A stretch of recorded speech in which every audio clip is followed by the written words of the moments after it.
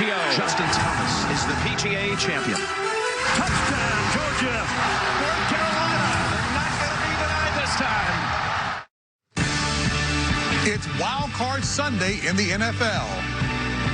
In just about an hour from now, the Buffalo Bills will face the South Division champion Jacksonville Jaguars. That before a packed house of more than 75,000 pumped-up fans at Everbank Field as Jacksonville hosts its first playoff game in 18 years. Weather should not be a factor, though a bit chilly for Florida. Temps around 50 degrees under partly cloudy skies. Well, there's Bills quarterback Tyrod Taylor, only 4 interceptions all year long. Be careful today, especially early. You're going against one of the best pass defenses in the NFL. There's LaShawn McCoy was carted off the field 1 week ago. He's not only playing, it looks like he's got a little bounce in his giddy-up. And there is Blake Bortles. The Jags are 8-0 when he doesn't turn the ball over this season. Will it be heartbreak Blake Bortles or I got what it take Bortles? We'll find out in less than an hour. Well, here's the definition of a power back, guys. That's Leonard Fournette. He's going against the 29th ranked run defense in Buffalo. This is a 150-yard day waiting to happen as they protect Blake Bortles.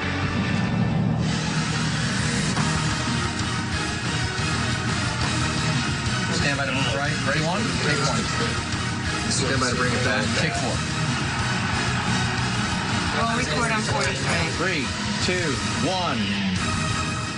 And hello, everyone. I'm James Brown, and welcome to a special playoff edition of the NFL Today, presented by Southwest Airlines. Well, yesterday, the underdogs prevailed as Marcus Mariota and the Titans ran over the Chiefs to advance to next week's divisional round, while Matty Ice helped the Falcons fly past the Rams.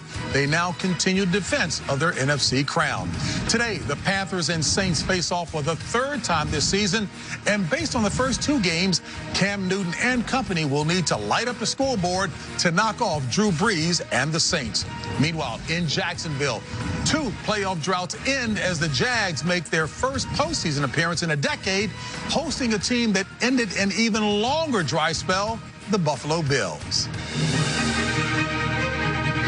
I'm sorry, JB, did you just say the Buffalo Bills?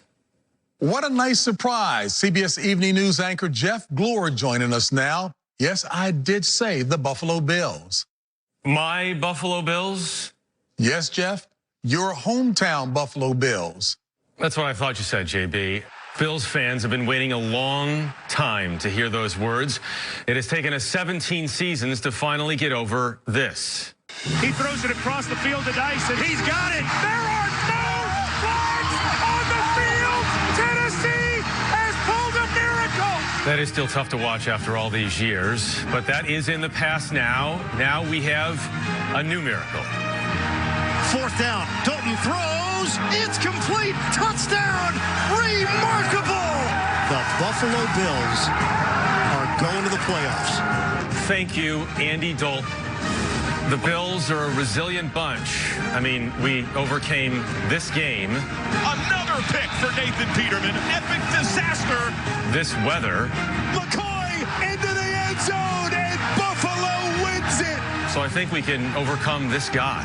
And next week, maybe even overcome that guy. Let's go! Okay, Jeff, let's not get carried away. The question is, do you have any actual news to report? No, not really. Just one more thing. Let's go Buffalo. Back to you, JB. So you never know who's going to drop in, and how nice to have Jeff Glor, a huge Bills fan, drop in with us and help us with that wild start to a Wild Card Sunday. All right, Jeff, thank you so much. And welcome inside Studio 43, and joined at the desk by our playoff football experts, Phil Simms, Coach Bill Cowher, Nate Burleson, and Boomer Esiason. As I mentioned, 2 unfamiliar playoff opponents, the Bills and the Jags. The question is, what are you expecting, Coach? Well, I was up in Buffalo on Friday doing an interview with the team, and as Jeff made reference to, that city is very excited. But I tell you what they're even more excited about, because a week ago we saw LaShawn McCoy carted off the field, pounding the ground. Now thought, no way he's going to be able to play in this game, but we saw in the pregame warm-ups, his ankle looks just fine. And you're talking about a guy that being the heart and soul of your football team. He is their leading rusher. You see 8 rushing touchdowns. He's accounted for almost 33% of the team's total yards, because he's their leading receiver. receiver as well. And when he touches the ball 20-plus times, you see the record right there for himself. So you're going up against a Jacksonville defense that's 26 in the league against the run. So this could be a good matchup, and it's a great sign right now for Buffalo. You know, Bill, you're a head coach. We're all ex-players. We all just wonder, how long will that ankle hold up? That's the big thing. Can he make it to halftime, but he can still be a factor in second half? Here's what I say to the Buffalo Bills today.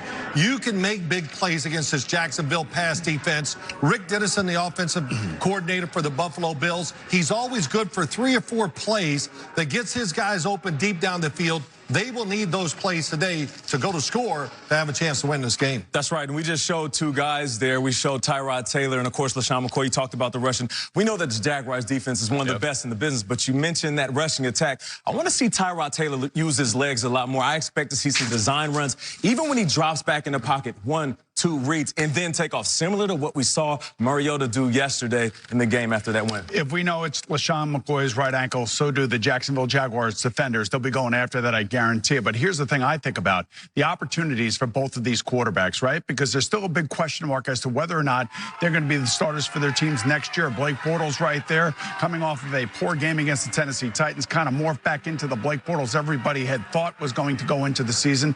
But he has a great team right now. He's got a great running back. He's got the #1 defense in football. They get turnovers for you.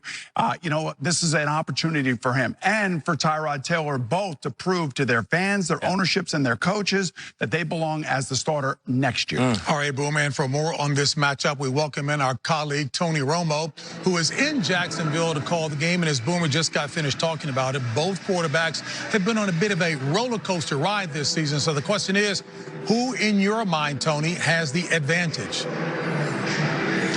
Well, I think today what you're finding is these 2 quarterbacks are in a very unique situation. They got their teams in the playoffs. It's a great season.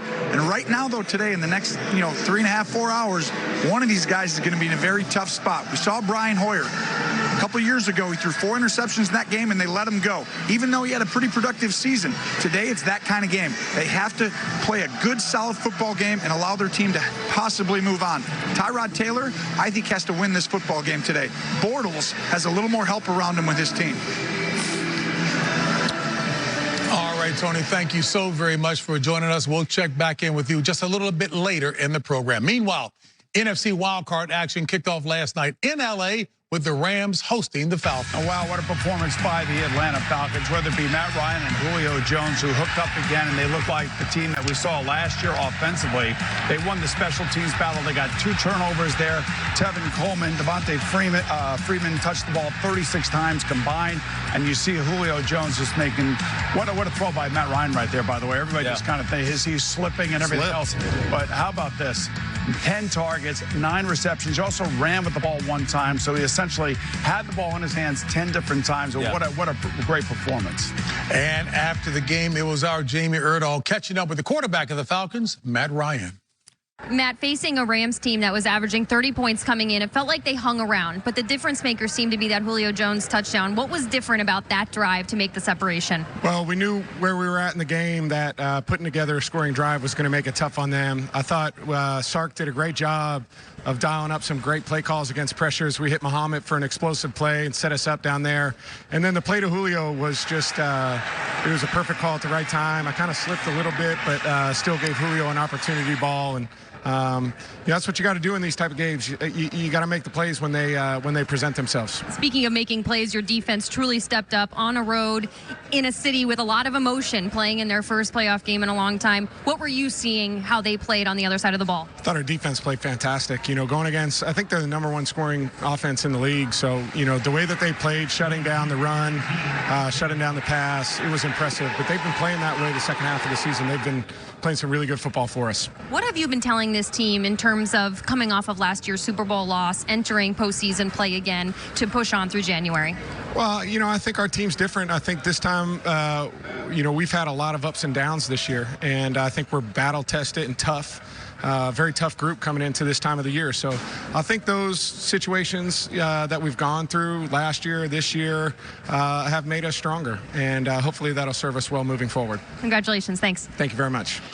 So with the Falcons' victory, the updated NFC playoff picture now has Atlanta traveling to Philadelphia to take on the top-seeded Eagles, while Minnesota awaits the winner of today's Panthers-Saints game. You know, I was going to say congratulations to Matt Ryan and Julio Jones. Yeah, they're the big names. Well, let me just tell you something. Their defense, like Matt alluded to, was awesome yesterday, holding the highest scoring team. And you can see Marcus Trufant, one of the reasons for that, to 13 points on their home field in front of 75,000 fans. By the way, football is very popular, as you can tell, down in Jacksonville and last night, and also in Kansas City yesterday. But from Deion Jones, Marcus Trufant, Brady Jarrett, Vic Beasley, and everybody else, they got all over the Rams and held them to 13 points. That's right, and here it is, the Los Angeles letdown. We know that they're top-scoring offense.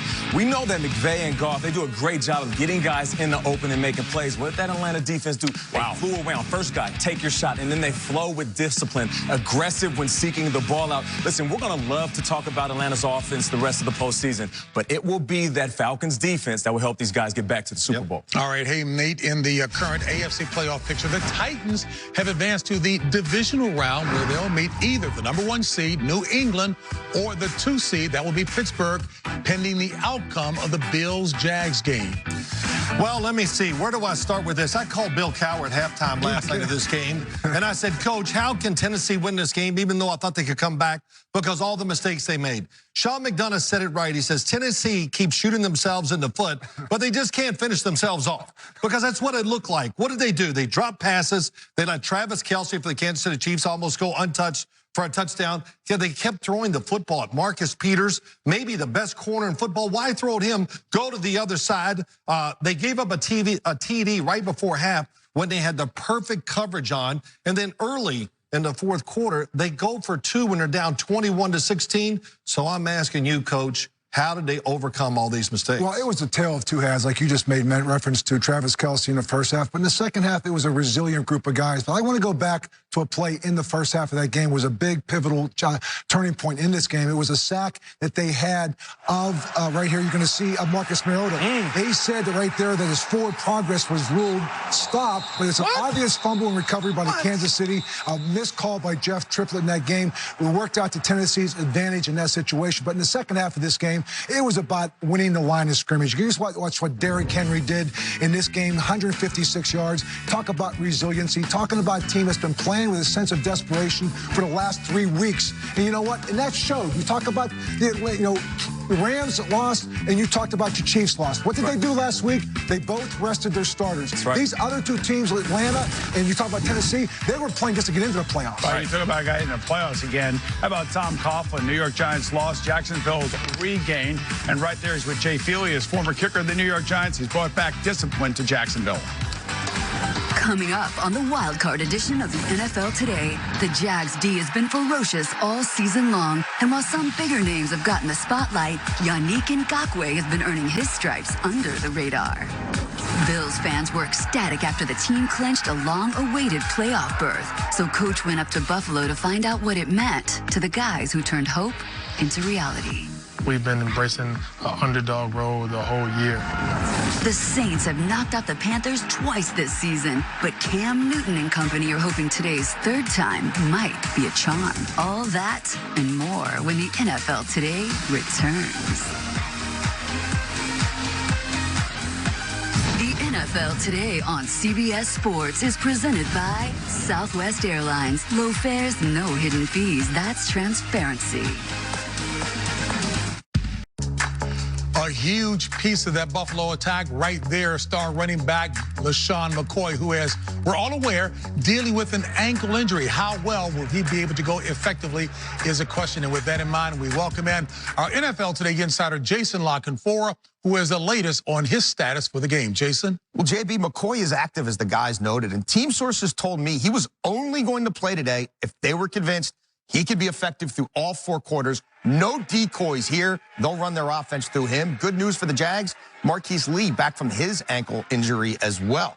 Of all the assistant coaches taking part in this weekend's wildcard games, the hottest head coaching candidate is Carolina's Steve Wilks. 4 teams want to interview him. He's drawing comparisons to Mike Tomlin, and the Giants and Cardinals, they're jostling to get that first interview with him when a window opens Monday morning to speak with Wilks.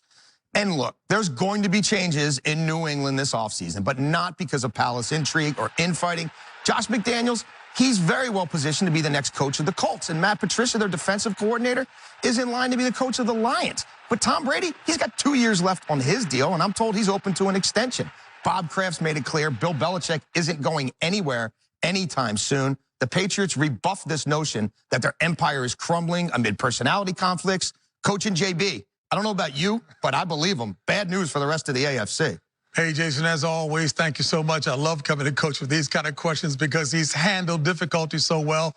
The reported rift within the leadership of the Patriots. Surprised? No, because there's tension and disagreement in a lot of successful buildings, and the only difference is successful ones, they have a way of working through it. They send a united message. Other players, people, it becomes divisive. There's no divisiveness up in New England. They're all on the same page. They just have to make some very difficult decisions in the upcoming years. So even management through that kind of difficulty can be a good thing, you've said before. You know what? Tension and unrest and uneasiness is something Bill Belichick loves as an environment in that whole building.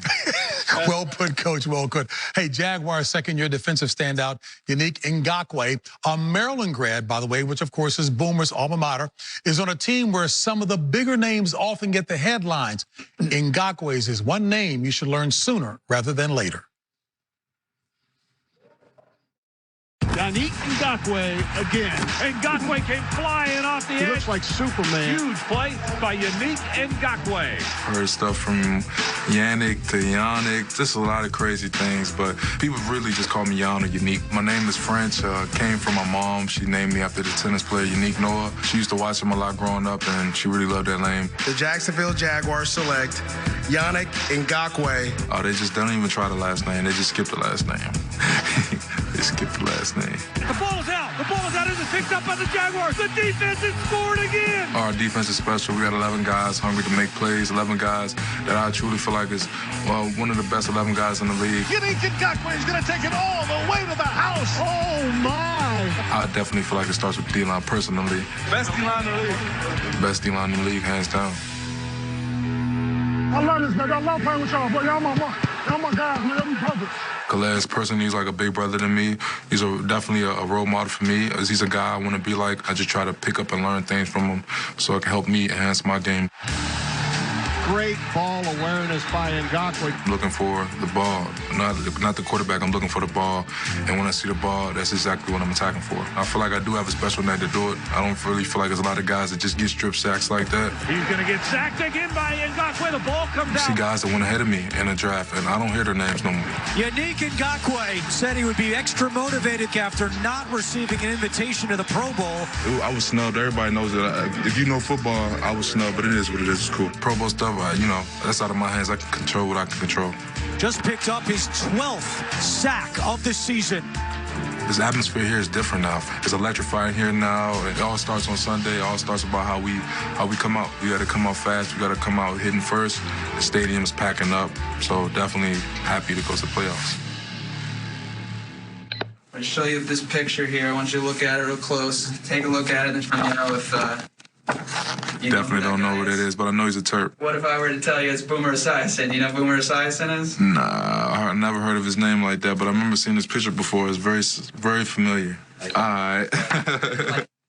Yeah, okay, that's great. Yeah, that's all right, man. That's all right. Come on, I'll give you a hug, man. I got you. I know who you are. I'm going to take care of him. Don't worry about it. He knows exactly who I am. But here's the deal. He is one of the... Wait. Did you know he rocked number 7? I know he rocked number 7, yes. Okay, but I got it. He didn't know you. All I know is Nevada guys are going to remember It's right up there in the stadium as every time they go out there. There it is right there. We wear the same numbers. Same body structure, just different color. As a matter of fact, we both were...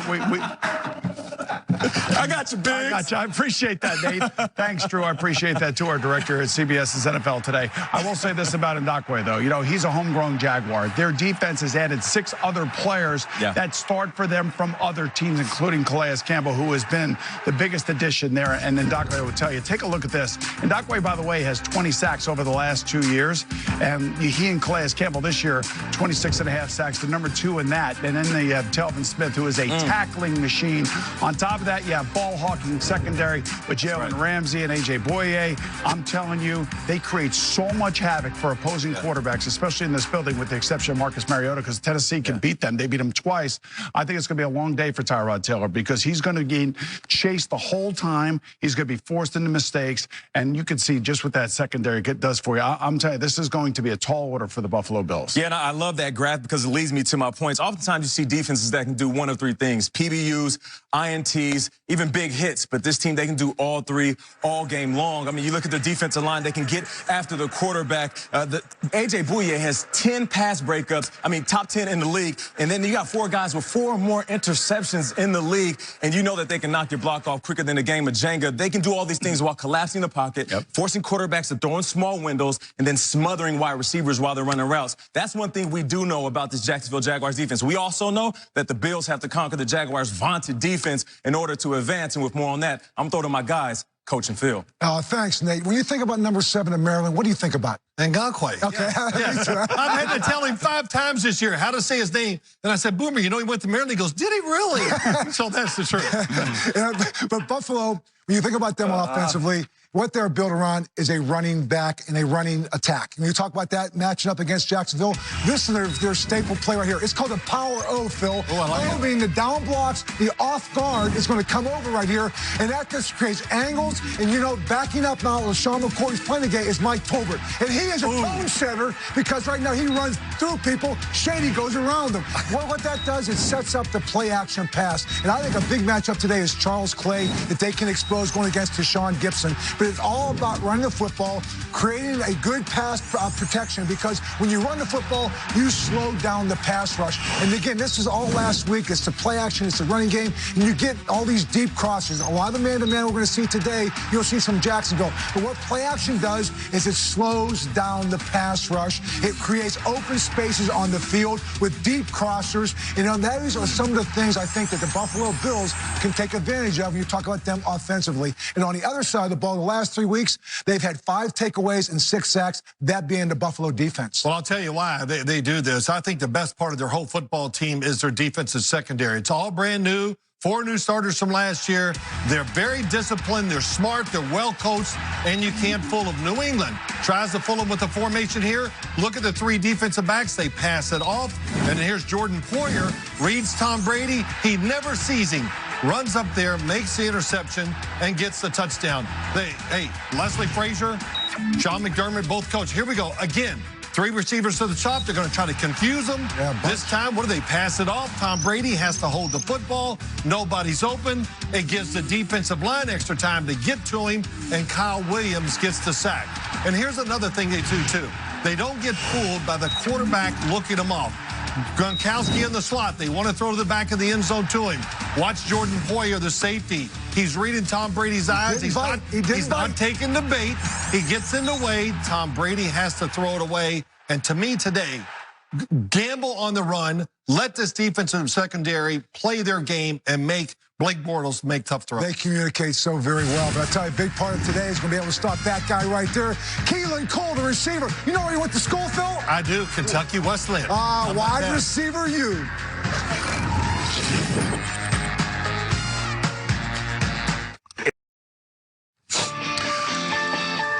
Sean McDermott will make his postseason debut in his first season at the helm for the Bills, while on the other sideline, Jags head coach Doug Marrone will face off against his former squad for the first time today. And, folks, we are just about a half hour from kickoff of the game, so let's check back in now in Jacksonville with our guys who will be calling the action. That will be Jim Nantz and Tony Romo. All right, JB, thank you. We can't wait to get it started. It's brisk and it's breezy as we get set for the Bills and the Jags. And Sean McDermott, first-year coach of the Bills, had to deal with the question all week about McCoy. He's down on the field right now warming up. And what have you seen, Tony? Well, right now with McCoy, we're looking at it. We're going to basically follow it throughout the game. But it's a big deal. He's a third of their offense. And this guy, he's the one you have to account for from a defensive perspective. Just because you start the game doesn't mean you finish the game. We saw that with Le'Veon Bell last year. in the playoffs. They need him to play and be at his best today. And, of course, if he's not his normal self, you're going to try to win the game with Tyrod Taylor in his arm. That's not what they normally do. And that pass defense that Taylor faces today is #1 in the league. Yeah, this is not a recipe to win this football game. If Tyrod Taylor has to drop back and throw it 35, 40 times, that means Buffalo is not in a good position to win this game. Taylor today needs to run, move around, protect the football, but he's got to trust his eyes and trust his feet. Let go of the ball. This is a tight man-to-man team. You got to fit it in tight holes. And Doug Marrone, the former Bills coach, he didn't want to talk too much about that this week and get into all the details about his exit back in 2014. But, well, his first full season with Jacksonville takes him to the playoffs behind Blake Bortles, his quarterback. Yeah, Blake Bortles, for Blake had an outstanding season for him. There's a lot of questions coming into the year. If you can remember early in the year, it was all back and forth. Did a good job, had that hot stretch a few games ago. Today, rely on your teammates. You have the #2 defense in the league, the #1 rushing offense. Create a couple big plays, and you'll be fine. Well, the guy that really spearheads that #1 rush offense is the rookie Leonard Fournette. Over 1,000 yards this season. Yeah, he's the engine right here for this offense. Today's a day that they're going to give him the ball, I think, around 25 to 30 times, and just keep going to him. Pound it, pound it, pound it, throw, play action. And, of course, this Jacksonville defense can win the game on its own. And they are just sensational. Campbell's first-team All-Pro. Ngakoue, he is sensational, too. Well, Buffalo has to stay ahead of the chains. If you get in 3rd and long or passing situations, these two will wreak havoc. They need to stay ahead of the chains. All right, kickoff drawing near down here in Jacksonville. JP, let's set it back to you in the studio in New York. All right, Jim and Tony, and we are looking forward to your call of the game for sure. Folks, it is now time to go inside the pregame HQ, delivered by Domino's. Newton continues to make plays that no other quarterback could make. Thomas wide open for the touchdown. Deep down the middle for Ted Ginn. Touchdown, Saints. He has been sensational again today. Two of the NFC's top teams meet for the 2nd time this year. This is our game. Come on, dog. Newton to throw. Left side, McCaffrey, 20. Left pylon, touchdown. Ingram with the call. Right side, Ingram trots into the end zone.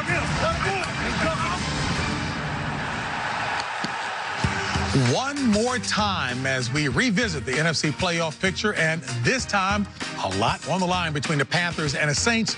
The winner will move on to play the Vikings in the divisional round. And folks, we now go out live to Nolans, where our Evan Washburn is standing by. And Evan, you've heard us discuss how the Saints seemingly have the Panthers' number, having defeated them twice already this season. Yeah, JB, always good to be with you. And they really controlled those games thanks to the running game. It's such a strength of this team now, and they're led by a modern-day thunder and lightning. Mark Ingram and the rookie Alvin Kamara, what they've been able to do, completely shifting the identity of this Saints offense, and they've combined for statistically a historic season.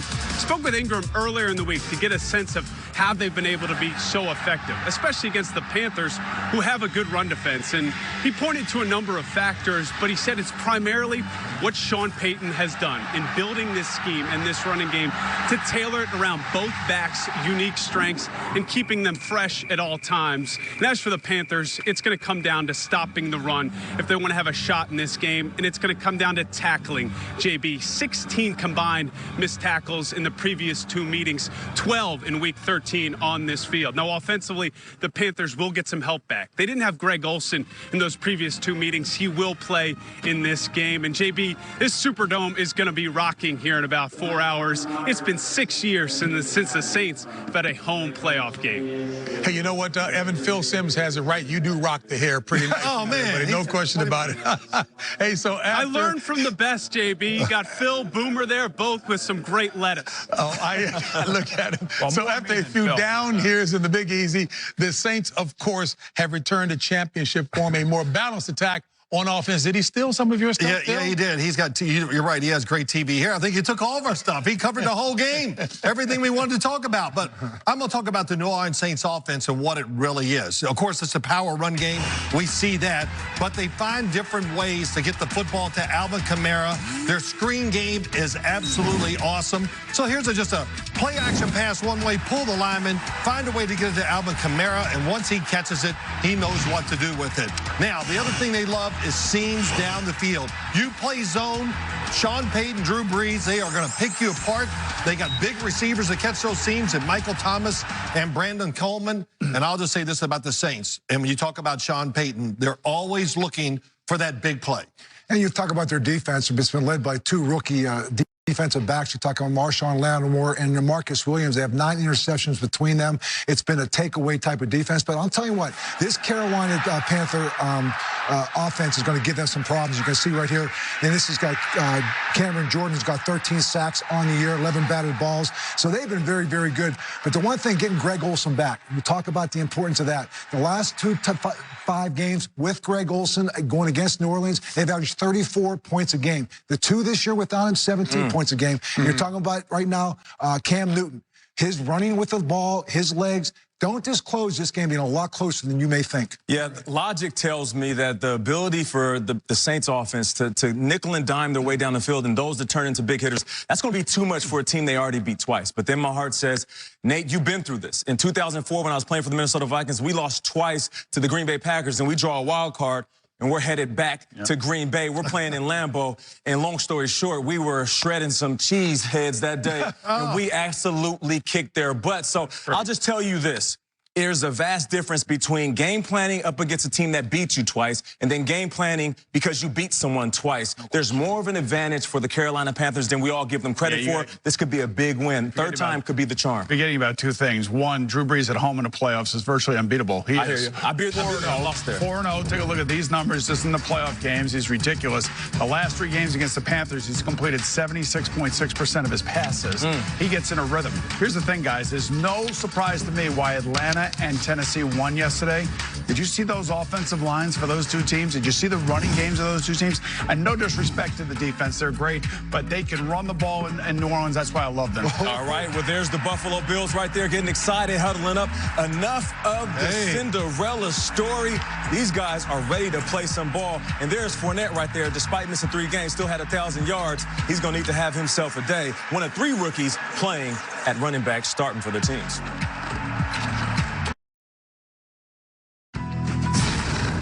The NFL Today is sponsored by Taco Bell, where you can experience the power of the dollar.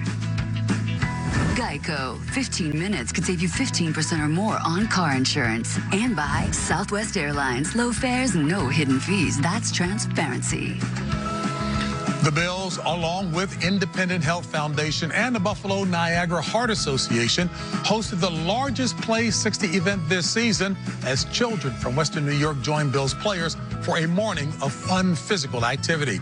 And the Bills community had a lot to cheer about this week. Let's take a look back in this edition of the NFL Before Today. Okay, check it. 4th down. Come on. I got him. Dalton steps up. Dalton throws. Caught by Boyd. Tyler Boyd. Touchdown. Remarkable.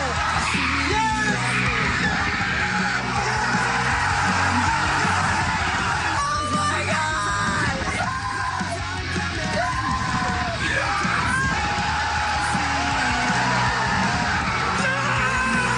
Fans are ecstatic about the playoff drought coming to an end. Let's go, Buffalo! Cincinnati's Autism High School had buffalo wings for lunch today, courtesy of the Bills. As a thank you for helping snap their 17-year playoff drought, Bills fans flooded the Andy and Jordan Dalton Foundation with donations. It's a crazy story. There's a whole different fan base donating to our foundation. This is a start. This is not a finish. This is a start. All right? You have got to be kidding me. Are you kidding me? Well, there is no kidding about this. You know what? Since that miracle win, more than $350,000 has been donated to Andy Dalton's foundation by Buffalo Bills fans. And our guy had a chance to go. That has to be the happiest place on earth right now. Oh, it really is, JB. You know, I went to Buffalo, and while the fans and players were ecstatic to be back in the playoffs after 17 seasons, it was a nail-biting finish, and everyone was sweating it out to the bitter end. Bales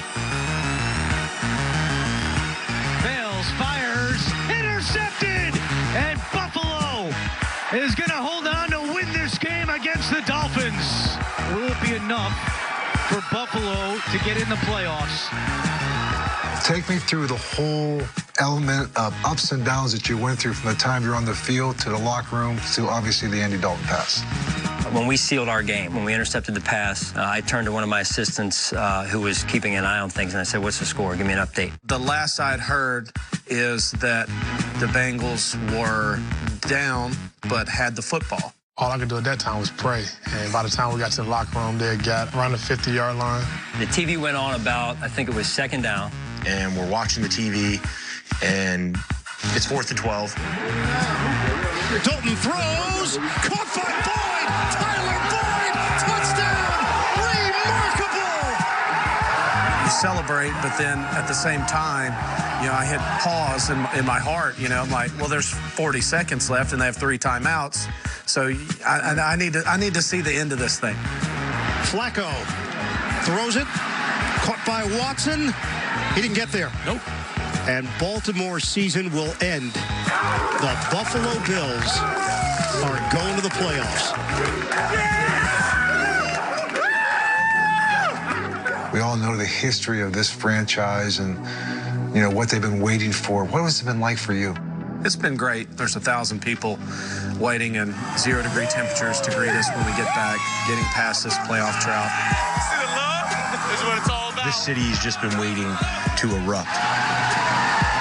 They live and die through us, to be honest. When we win, the city's happy. When we lose, it's a dreary town. So you want to continue to keep putting smiles on people's faces. We're winning right here. Right here. Smart, aggressive. Smart, aggressive. Stay on them. Stay on them. Coach McDermott, how has he changed a little bit of the culture around here in just 1 year? A complete 180 the moment Sean McDermott stepped in this building. The biggest thing about Sean is he's a competitor, and he brings that every single day. Come on, pound them. Pound their. Let's go back to week 11. I think I look at that week as maybe a turning point in your season. I've decided to start Nate Peterman as our quarterback this week. Your decision to put Nathan in place of Tyrod, at halftime going back to Tyrod. Take me through your thought process and how you communicated that to your team. Brandon and I, our general manager, are always going to do what we feel is in the best interest of our football team and our organization. I didn't agree with it at the time, but there's nothing I really could do about it. Obviously, things didn't work out like we had hoped. That's 5 interceptions for Nathan Peterman, and his first NFL start is epic disaster. Doesn't mean it was the wrong decision. Doesn't mean it was the right decision. At the end of the day, what I regret the most was the result, that it didn't work out. I was able to get a chance to go back out there and play in the Chargers game to, I guess, to prove that, I mean, I'm still the guy. And I think I handled the situation well, and we even moved on. We could have gone south, but we have a lot of resilient guys in this room, guys that are committed to one another and that are committed to our team, and they worked our way through that slump in the middle of the football season and came out on the better end for it. 17 years out of the playoffs. The drought will be history. We've got a vision from the day that we came in the door and a plan to accomplish that vision. And some of those things we've been able to check off as we move through this first year, but there's a whole nother level of where we're trying to get to. The goal isn't just to get to the playoffs. We want to go out and win and show everyone in the world what we worked so hard for. We're here to win a championship. You know, JB, I talked to Sean McDermott. We talked before the interview. We sat there. I know my first year as a head coach, we went to the playoffs as well. And I was 34 years old. By the time we got to the playoffs, I felt like I was 44 years old. You talk about the growth you went through. And I think when you look at him, he's doing the same thing. He's been a great fit for the Buffalo Bills. I give a lot of credit to Tim and Terry and Kim Bagula. They found the right guy because, you know what, he epitomizes the Buffalo Bills, and he's changing the culture up there without a doubt. Love Coach's honesty in terms of that situation. Love how Tyrod Taylor handled it. And there's Marcel Darius, who was a Buffalo Bill to start the year. FaceTime with Kyle Williams today, this week, going up against his ex-teammate. He is a big cog against the run.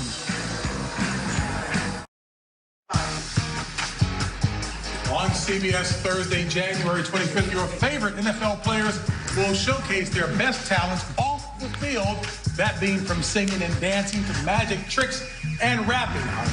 That's me. Watch and vote live to decide who really is the MVP. That would be most valuable performer.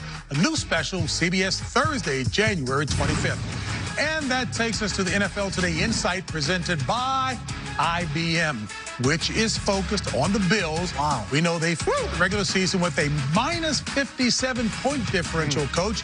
That was worst among all playoff teams.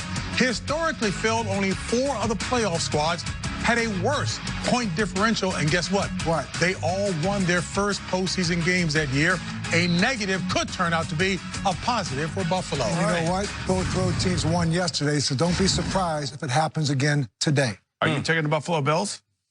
Well, listen to him. Anyway, folks, time to pick a winner, and Coach is the only one who picked the Bills. I am. You know what? I was up there on Friday. It was a minus 25 degrees, real feel. I did not catch a cold, but I did catch the mojo. I know exactly what that means. Since you have picked the Bills, yes. You know the whole thing about the folding table? I do know the folding tables, and you know that you can't even buy them in Florida. But I got one here in New York because I got some connections right here. So I got Pollock, Herman. Get this thing in here. Hey, Herman. Buffalo. Buffalo. Yeah. Jump. Buffalo. Jump. You're kidding me. Hey. Bills. It's about the Buffalo Bills today. It's a folding table. It's down. Oh, my God. We got it. It's unbelievable. You almost hurt yourself. No, that was close. I'm good. Yeah, We are about 15 minutes from the AFC wild card There goes matchup our $10 between million Buffalo and coaching Jacksonville. Big Cat Country, obviously fired up. Oh, my God.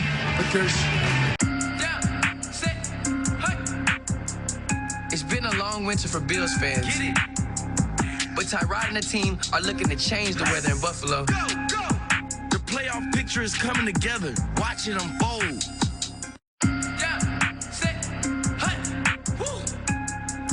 With a group of youngins this wild, it's always sunny in Saxonville. Get it. Power. The playoff picture is coming together. Watch it unfold. NFL Today on CBS Sports is presented by Southwest Airlines. Low fares, no hidden fees. That's transparency. What? Hey, look, kids, we take a look at Coach. Don't tell me that he doesn't have anything left in his game in terms of being mean. You know what? Paulie Pietro, who also set that up, a martial arts expert. Well, he is. Him and Herman both were out there, brought that out. But I was just surprised that the table went that easily. That's why I went to the ground. Hey, Coach. That's why. That's why. In light of what John Gruden just did with the Oakland Raiders, 10 years, $100 million. You just threw it all away. And what was Nate? Nate was your what on that? I was the hype man. The hype man. Okay, boom, final thoughts. Well, Coach, you're a savage. That's one of my final thoughts. The other thing I will tell you is that the Buffalo Bills have got to be, like, when you're the road team, right? You got to do exactly what Atlanta and Tennessee did yesterday. You can't really turn the ball over. Tennessee, I know, did early on, but Atlanta didn't. And you got to run the ball. And I guess really, guys, what it really comes down to is whether or not LaShawn McCoy can make it through 4 quarters and be the LaShawn McCoy that we know he has been for the Buffalo Bills since they got him there. Yeah, you're right about that. And also Tyrod Taylor, I want to see some designed runs from the quarterback position. You saw Mariota really take the game into his hands yesterday. Tyrod Taylor, after dropping back 1-2 reads, tuck it and go. You got to use those legs. And then those young guys. We saw some young guys make some mistakes yesterday. Young guys, keep your composure. I know it's the postseason, but we need you more now than ever. Blake Bortles, 3-0 at home, 0-3 on the road, and at home, 7 touchdowns, no interceptions. On the road, 2 touchdowns, 6 interceptions. He's been completing over 70% of his passes. He's been a different player playing at home, and they need that player to show up today. You know, we keep talking about all the players and how they're going to be nervous and the mistakes they're going to make. I'm going to watch the coaches, Bill Cowher. Yeah. How they going to handle the timeouts? Are they going to go for it on 4th down? They're going to kick the field goal or not? Are they going to go for 2 when they should make a mistake there? Those are the things I'm going to be looking at. I got a text from Fred Cottrell saying about Bill Cowher, Ric Flair is shaking his head. Kickoff just moments away, AFC wildcard. So am I. Bills and Jags next. Woo!